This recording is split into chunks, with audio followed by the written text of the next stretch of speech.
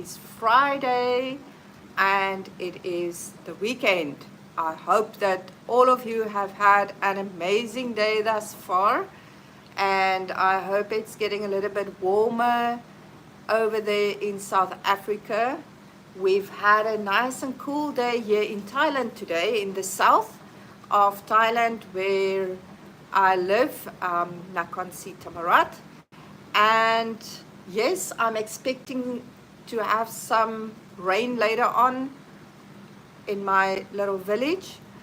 And yeah, I have been to see Ashley as well today, and she's looking amazing.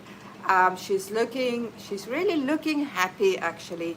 And yeah, so we finished our fast today, our 3-day fast, and Ashley was inquiring from the Lord of, if she is still on the right, if she's doing the right things, and if she's not wasting her her talents, meaning to write and such, because she hasn't written for a very long time.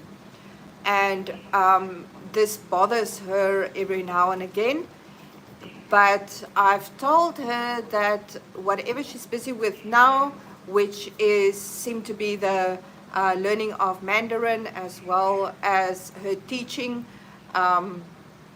seems to be the things that she needs to concentrate on, and which seems to be the main things in this season. So today she said, well, God is always faithful at the end of each day, and he did answer her. She said that she just confirmed, he confirmed what I said, because she told me, oh, well, the Lord told me that, or showed me actually, that through the, or with the Mandarin and the teaching, English teaching, this is what she is supposed to concentrate on. So I didn't tell her, okay, well, that's what I've told you. In any case, so sometimes, yes, we do need to inquire from God as well, not only listen to your loved ones or listen to your seniors or other people and such, but God will, because he will not tell me something that he has not told you. If I tell you, well, I think this is what you are supposed to do or whatever, or I think this is what God wants you to do, he's saying this or this, he's going to speak to you yourself. So but you need to go to him and to inquire from him. So yes, she's very happy, and she says it is just amazing how easy the Mandarin comes along, and it's only by the grace of God. Well, welcome everybody. Thank you so much for joining. And today I will read I'm running out of writings actually, so I think there is only like perhaps another 2 left. So I'm trying to read it at the time that Ashley wrote it, at the same time. So if she wrote it this time last year or the previous year, whatever, then I try to read it now. So, but then now we are not heading close to Valentine's Day soon. So today I'm going to read the piece that she wrote back in 2024 for Valentine's Day. And this is called Be Your Own Valentine. I've always been fond of contrasts in order to enhance, and that is why I find so much artistic gratification in doing a photo shoot in abandoned places. We bring new life to it, though it is but ephemeral, and while we capture the beauty in a lasting image, we'll leave, and no traces of our having been there will be left. There's a melancholy sweetness in the break of a building. There's a mystical air around crooked corners. Who's been here? And Might there still be anyone now? If the watermark can't speak for themselves, I'll tell the story for them. I'll fabricate a lovely romantic story and allow myself to believe in its credence. Where else should I live if not in my head? Surely I need to create a place to escape to when my reality dulls my senses. I long to pulchritude and inspiration, a sun ray scintillating in drops of rain after a light drizzle. It dances and captivates me. It's far enough for me to wonder if perhaps it could be a fairy. Alas, I am told such things do not exist. So I will occupy my thoughts with something that was indeed real once, though I sometimes question myself upon this matter as well. It seems improbable that one's life could form such stark contrasts. And so I'll take us back to Valentine's Day 2020, a day where I felt myself somewhat of a fairy. Words such as fabulous, coquetry, glamour, and confidence has until thus far been mere words in my vocabulary. But today, for the first time, they have come to mean something to me. From the 26 letters of our alphabet, here are a few, oddly arranged as is, in forms not exceeding 10 characters. And if you look, you'll find a description in a dictionary in plain text. But what does that really tell us? Today, these words got filled up, became tangible, got color, got feeling.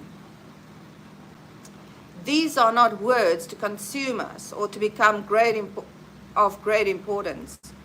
There are better suited words for this purpose: equanimity, faith, wisdom, to name but a few. But are we not the fairer sex then?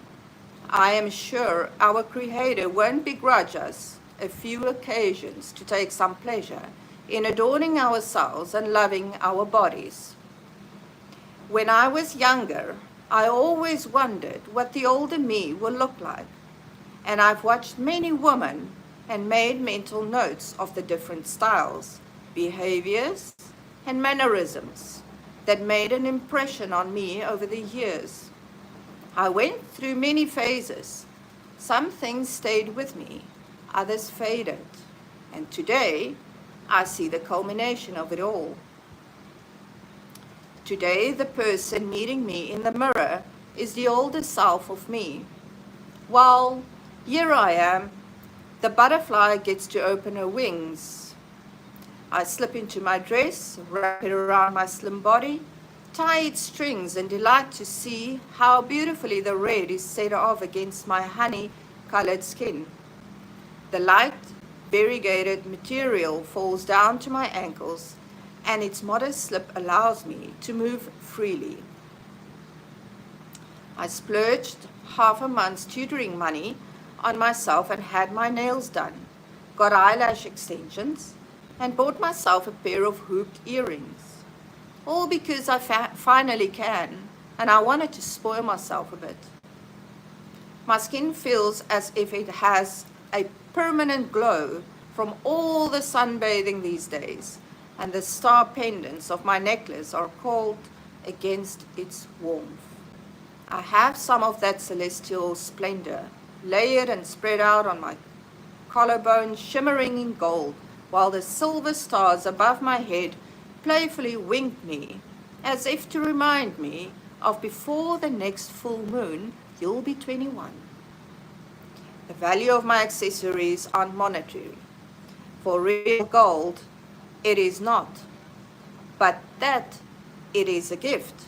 The earrings from me to myself, and the necklace from a neighboring island received on a trip that abounded with happiness, and I feel like like I clasp some of that around my neck each time I wear it.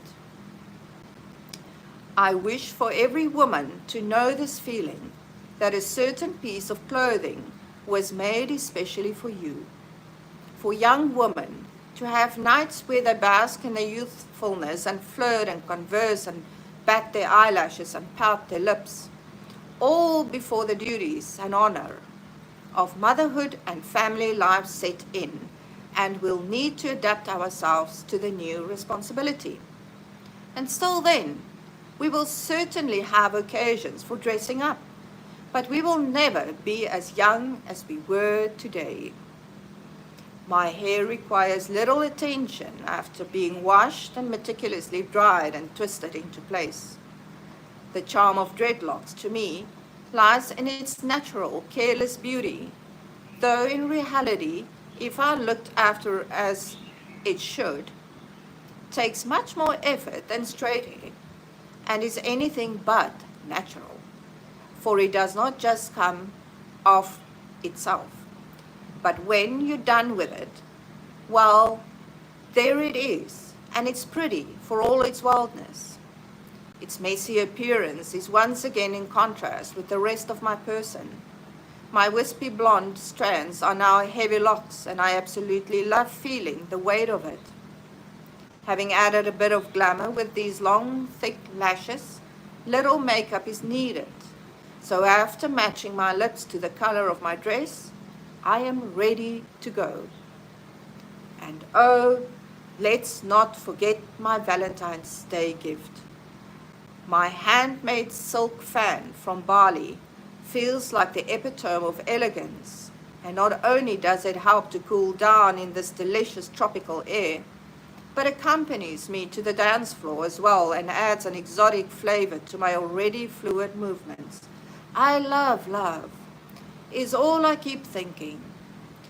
My sandals are only for the drive there and back, because as soon as I really get into the music, I take off my shoes, not allowing anything to obstruct my free movements. With the beach always just a step away and the music vibrating as if coming up from the earth itself, why wouldn't I want the soles of my feet to feel as much of it as possible? And I do feel it at all. I dance the whole night, only resting to have some harmless chit-chat of which the substance isn't the important thing, but rather the mood of it all and the confidence and ease with which I carry on these conversations. No longer am I fresh off the boat.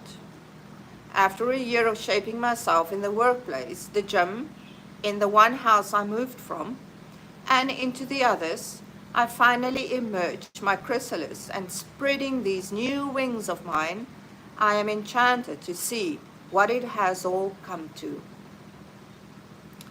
How tragic that such a young girl should be thrown into prison. One would wonder if her few years of memories are enough to sustain her in the prolonged captivity where 1 year equals 10. But I assure you that while youth may be restless, it also uses its energy to create happiness wherever it goes. I am no stoic, nor am I a sage. I cannot fully be content with just the present, my present being where it currently is. So it is necessary for me to do some traveling. As few as my years may be, they are filled with so many good remembrances. I try not to visit the last too often, so as not to tire of these memories. But still, I reminisce often enough to not forget. Even so, I do believe that there will always be a few moments that will never fade out, even with the long strands of time. I also entertain myself with scenes in the future to keep my spirits up. I'm still so young, So much awaits. And it is a pretty contrast indeed, that between past and future, and if I manage to find a balance between two, it makes my present more bearable. By looking at the past, I remind myself of what has been. To know what is possible without any of my fancies, to make it appear more appealing. And by turning to the future, I think about what is yet to come, allowing myself just enough leverage to be whimsical, while staying in the bounds of probability, all the while not forgetting the present, for there is not one of us whom time waits upon. Take courage, dear self. You will not be here forever. Look at where you've been, and look at where you dream of going, and trust God when He says He will redeem your time. For we are adding to our canvas bit by bit throughout our lives. There is no erasing, only blending and shading, and our various brush strokes. And when my years are plenty and my hair is white, my eyes will still be the same color, gray-blue, and they'll get to view your life's work. These 4 years will diminish greatly and will only serve as the shading that brings out the rest of the vibrant picture. Today we celebrate love, and since you are the one person whom you've been with the longest and will stay with, even till after death may do you part, well, isn't it only right that love should start with yourself? So if you don't have someone special to extend that love to this year, well, be your own Valentine. With much love, Ashley. Well, guys, thank you so much. That's it from me today. And you must have an amazing weekend. Whatever you do, do it as unto the Lord. Enjoy yourselves and be blessed. I will see you next week, Wednesday, same time, same place. God willing, if I live. And yes, thank you so much for all of your support once again. And be blessed.